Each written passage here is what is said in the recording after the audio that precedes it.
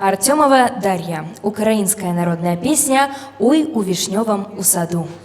Ой, у вишневому саду, там соловейко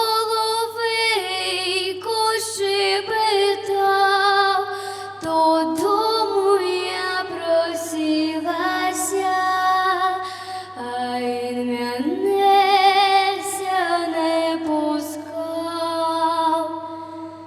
Милий Димил, прошу тебе, заря зійшла, пусти мене, проснеться матінько моя, буде питать, де була я, а ти, мила, скажи в отвіт, дивись, яка чудова ніч, весна йде, красу несе, а в тій красі радіє все.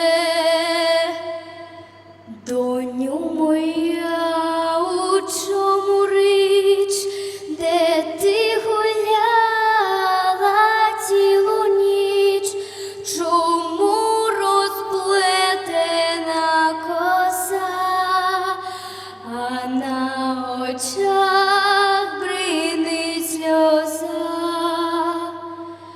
Коса моя розплетена, і подруга розплела, а на очах бринить сльоза, бо з милим розлучилась я.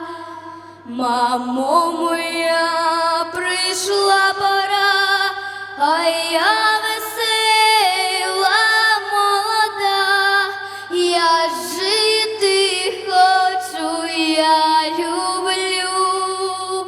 Мамо, не